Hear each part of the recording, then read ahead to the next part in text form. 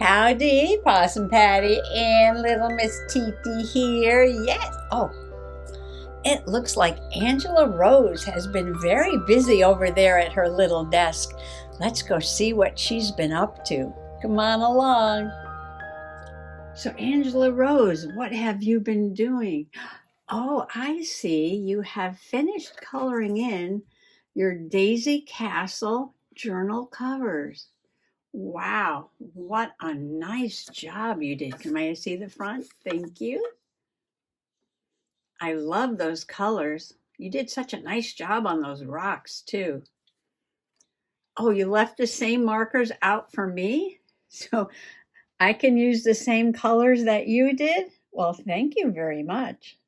So I think right now, to keep up with Angela Rose, I better color in my journal cover. Well, I'm just going to spend a few moments coloring it in. I am going to follow Angela Rose's color scheme. So I might have to put that there so I can copy that. Oh, she put sparkly green on the roof tiles. I really like that. Okay. Well, I might as well start at the top. And at the very top, shall I zoom in a little bit? I'm going to come in just a little bit. Hold on to your hat.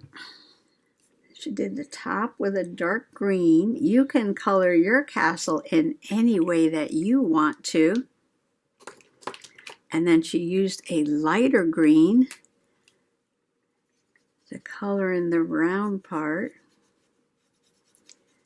And if you printed out your tiny fairy journal Daisy Castle pattern to color in, cut out and color in, and you also want to make one that is the full size of the pattern, the original pattern, all you have to do is print this out at 200%, because this is exactly half the size of this. I know it looks smaller, but it's really just half the size of this. And you can color in your castles any way you want to. You can use any supplies that you have. You can use colored pencils, you can use markers, you can use paint. Oh, she also used light green here. I think she's kind of sticking to like a natural palette color with the grays and the peach and the green.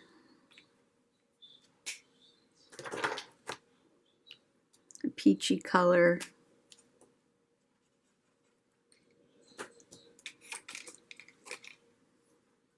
Okay, for the tiles, she used just a green pen. This is just the Sarraza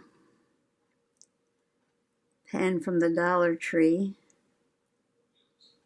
This is just plain green. I'm doing the tips of the tiles with the green. Now I will still turn this into a journal too. But I have an idea for this one that involves texture paste and making some stones on here, because this is wood and I can do that on this. I can put a thick texture front. I might not do the back, but I definitely want to do the front. So I've got to go into the closet and see if I have any texture paste left so that I can make some like three-dimensional stones.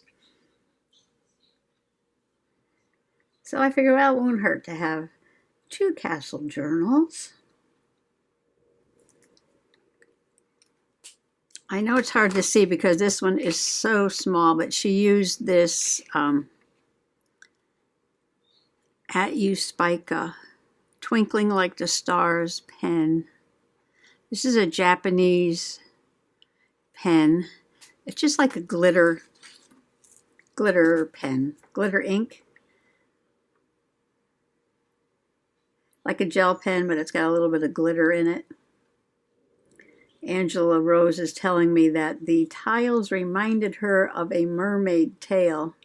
So she decided to do the roof tiles in sparkly blue and green.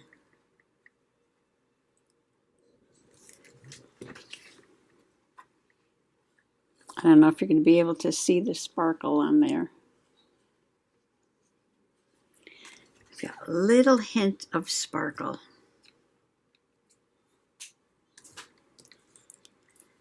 Now I can see she did the daisy petals in peach.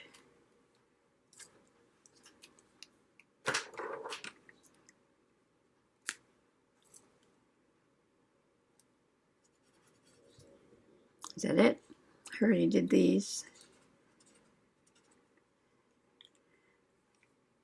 Oh, I just noticed she's got a little bit of green, darker green down here.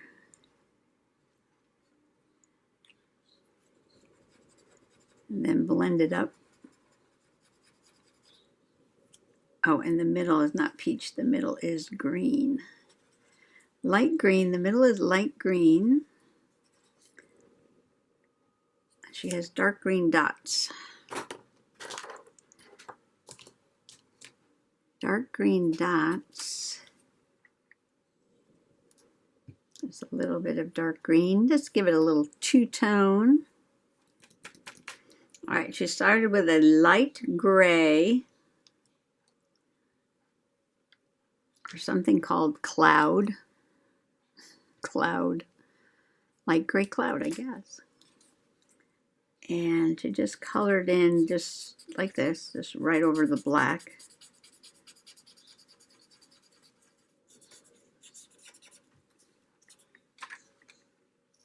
Now these stones, she did each one individually. But these smaller stones, because on her castle they're really tiny, she just kind of did them all together. Then she took a little bit of a darker gray, and that is called, let me find it, Fossil, which is a little darker than this gray. I can see she shaded a little bit up here and down here.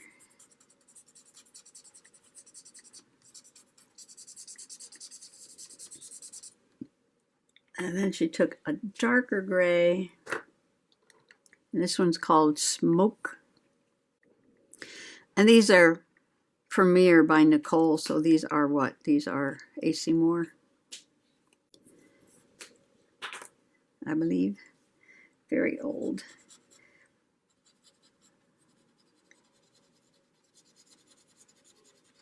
So if you notice, I'm just putting it at the bottom. And then I can blend it up after. You blend with a lighter color. And then she put a shadow right under that ledge.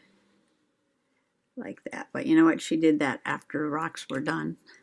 Oh well, we'll see. I go back to the lightest color, which is over here, Cloud. And just kind of blend that up a little bit.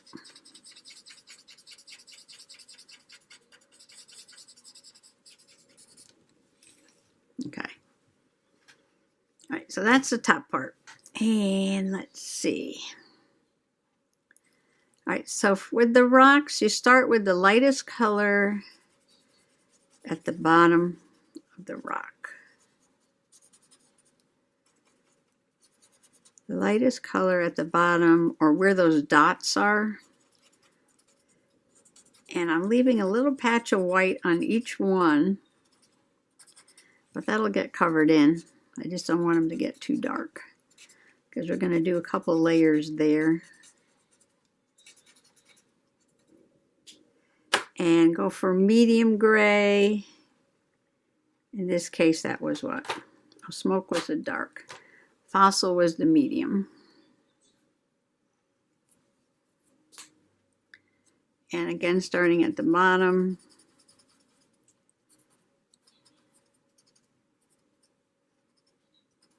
Just put some at the bottom. I am working with a cat paw with a cat paw on my hand. Put a little dark at the bottom, again, where those dots are, or at the bottom, or at the side, not the whole thing. And then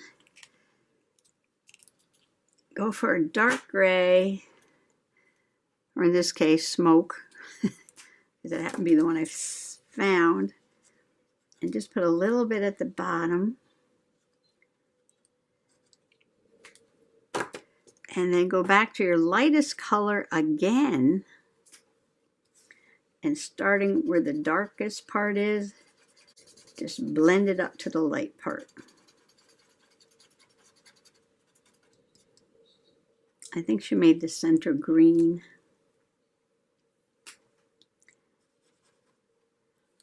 And the leaves are green. The leaves are the hinges on the doors. All right, the first layer on the door is actually the peach. That's apricot. It's apricot. Apricot, peaches, you know.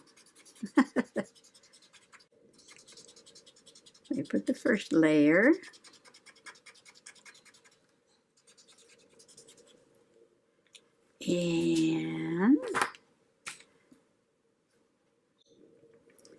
And took brown. This is walnut. And sort of not colored it in, but put some marks coming down from the top. This is going to be the wood grain, and some marks going up from the bottom. Like that. And then a little shadow under the hinge. Again, come down from the top with a little bit. And going up from the bottom. And under the leaf hinge. Like that. Oh, you know what? She did some here. So one line there, one line there, one line there. 1, 2, 3, like that. And then back to the apricot.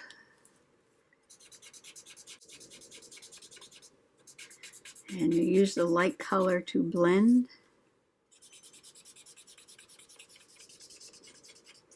Blending is a little bit easier if you're using real marker paper. This is cardstock, but it works a little bit. Not too bad. So I'm just going to put a little bit of this yellow on here. These are the daisy rocks right there. I'm trying to blend this one a little more. Sometimes if you get a couple of layers of marker on there, it tends to blend easier because the paper stays wet a little bit longer. Okay. And this is actually sky behind the castle.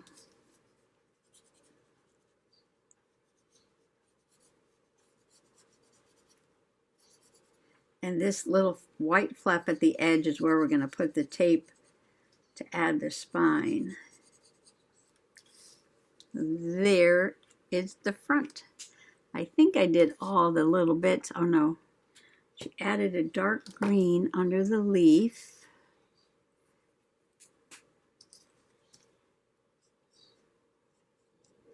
Just because I like everything to be two colors or 3 colors. And she feels the same way about color. The more color you use, the better it is. I'm just adding some of this sparkly pen to the ball on the top. Oh, I like that. Angela said go ahead and do it to hers too. Or she said the more sparkle, the better. I said, okay, let's keep going with it then. After all, it is a fairy castle.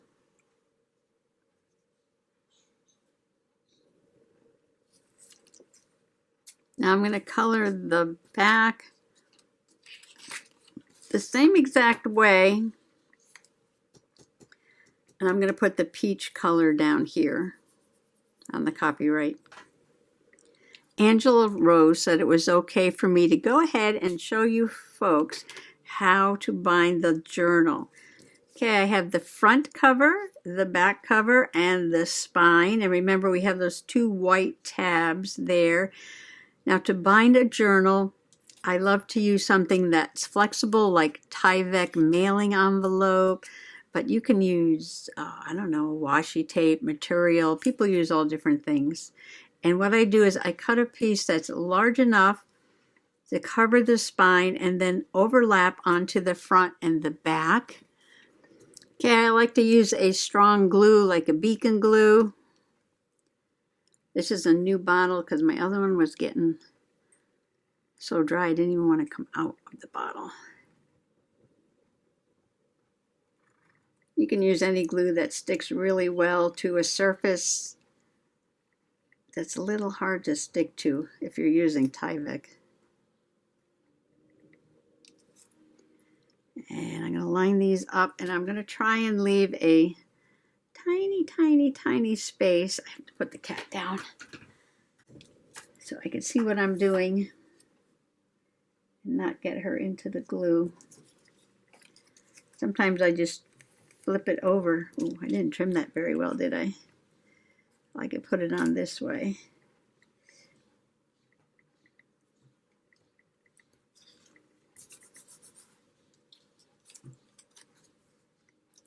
Put the spine.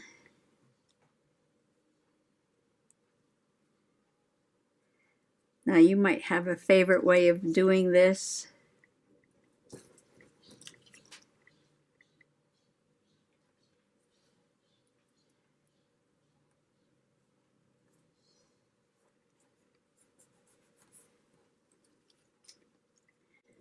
Okay, you're gonna look at the front and look at the back and make sure you've got it all lined up with just a crack in between the pieces, like a fingernail.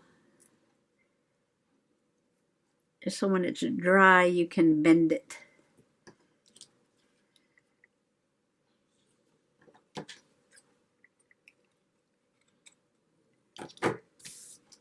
I just trimmed off the bottom. It's not straight, it's possum perfect. Don't worry about a little wonky donkey.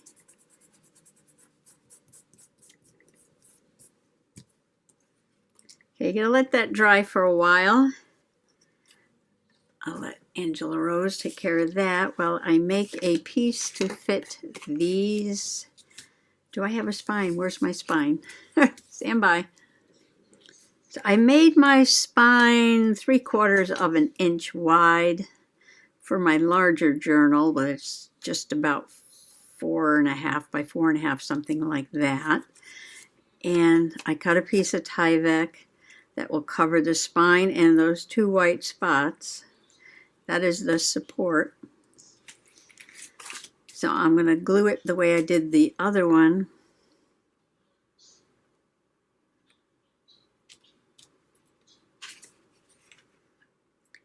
Sometimes I put the Tyvek on the inside, sometimes I put it on the outside.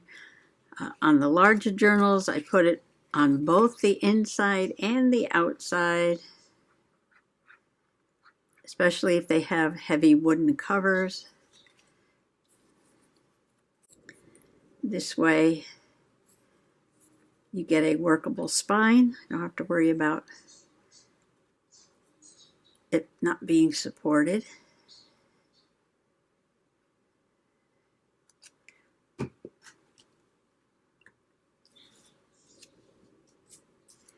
I'm just going to put that down on there. Flip it over. Flip it over.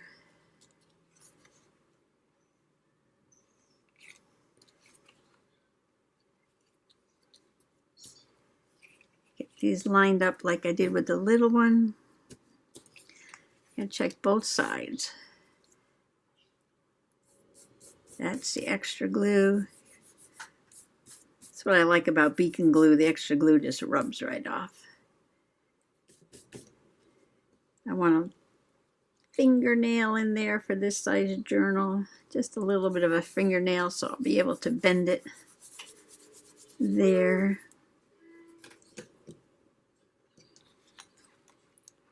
Now I'm going to cover the Tyvek with material. I don't like to put paper on the spine because it doesn't bend very well.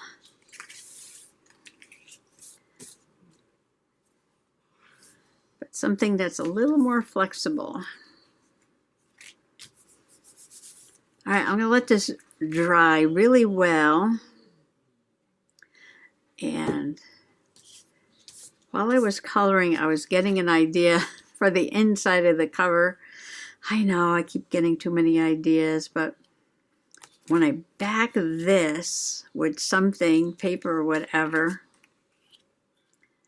I can cut the door and make the door be able to open, and then put something inside the door. And this is why I'm never in a hurry to get anything done.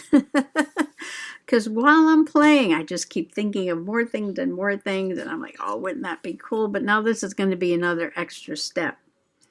But at least I got it colored and I got it attached at the spine. But now what I usually do, well, you know, like I said, sometimes I put a support in here, but I don't think I'll need it for this. Maybe I'll just put a piece of material there. And I want to cover the back of the paper, but if I'm going to do that, I need to do the door first.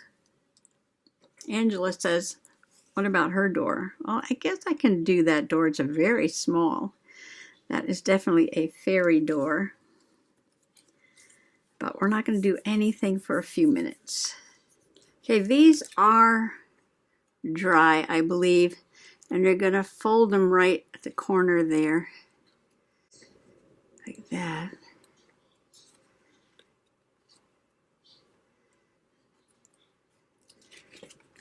So right at that little fingernail width crack is where you're going to fold them.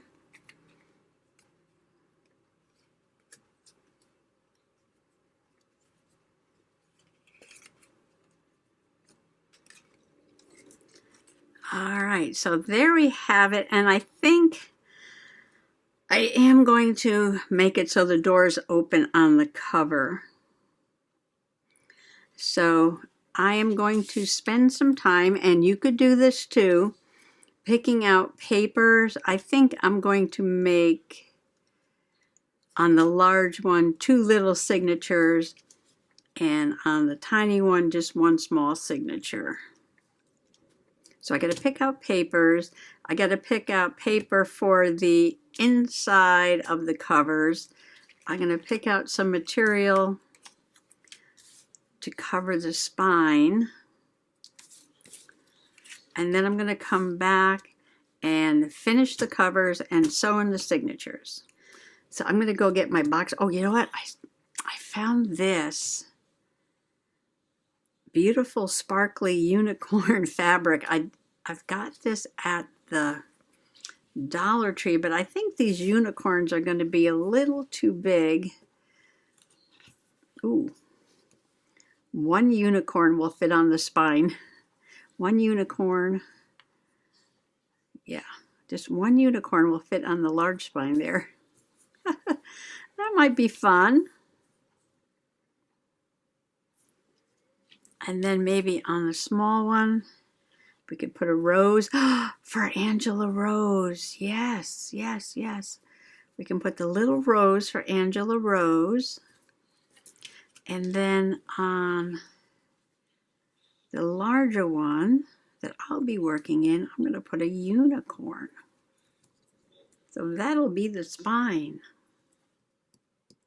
Now I'm wondering if I should sew in the signatures first and then put the unicorn over it. Have the threads underneath. Okay. Well, I have tonight to think about that and find paper and design the cover. So thanks for coming along today, and I just want to wish everybody happy junk journaling or happy magical fairy journaling. Bye-bye.